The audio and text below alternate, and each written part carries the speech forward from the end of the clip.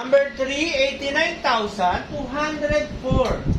minus 54,267. 4 minus 7, pwede ba? No! Oh, anong dapat gawin? We borrow 1 from 0. Katulad ng sabi natin kanina, we always assume 0 as 1. Kasi magiging, 10. Kasi magiging 10 yan dahil manghihinang tayo sa kanyang kaliwa. Okay, so, borrow 1 from 10. So, ang 4 magiging 14 minus 7 equals 7. Tama. 7. So, 9. 9 kasi yung 10, binawasan na natin yung isa, naging 9 na lang. 9 minus 6 equals 3! Ha? 3. 3! Very good. Yung 2, naging ano siya? 1 na lang. Pwede ba siyang bawasan? No. We borrow 1 again from 9. Yung 2 naging 12. No, 11 yun kasi binawasan na natin eh. Naging 11. 11 minus 2 equals 9. Hindi na kayo sumasagot ah. 9 become ilan na lang to? 8 minus 4 equals 4. So, wala na tayong binawas kasi hindi tayo nanghiram. Di ba? Dahil malaki yon at malaki rin to.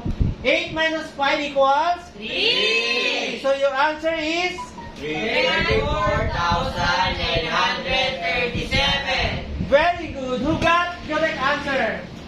Cornet, dumami na. Why? Ako, kanina pa. Ha? Bakit dumami na? Ikaw, tama ka na? Tama, Sen! Ha? Sabi natin, honesty ang kailangan natin, ha? Mapupunta sa impyerno! Ha? Mapupunta sa impyerno! Huwag mong payagan yun. Dapat ay hindi. Okay, next. Tutungo na tayo sa Multiplication. Next operation. Anong next operation? Multiplication. Okay, number 1. Number 1, 30,572 times. Kapag multiplication, anong sign? X. Times 341. Yan. Ano ang unang step? 1 times 2. Yes! Sundan ninyo ha. 1 times 2 equals 2. Walang pagbabago. Dapat 2 pa din. Ano susunod? 1 Yung times susunod, 7! dito, isa-isahin natin. 1 times 7 equals 7. Lahat yan, hindi magbabago kasi 1 lang. Di ba? Hindi siya magbabago. So, yung lahat ng nasa taas, dapat yun isusulat din natin dito sa unang layer. Okay? Naintindihan? Nandito na tayo sa 4. 4. Listen. Nasa 4. 4 times 2, saan isusulat? Under? Sa baba ng 4. No. Taas! Sa baba ng 4, sa baba ng 7. So, 4 times 2 equals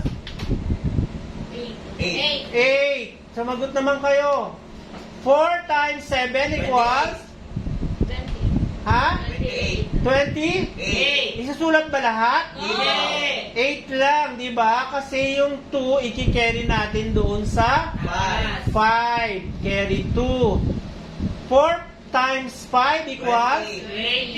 20 plus 2? 22. Carry? 2 ulit. Carry. 4 times 0 equals? 0! Plus 2? 2! Equals 2. 4 times 3 equals? 9! 12. Isusulat na ba lahat? Yes, isusulat na lahat. Tapos na ba? Hindi pa, may 3 pa po. Hindi pa, kasi tatlong digit yung ating yung ating batayan, no, sa factors. Okay.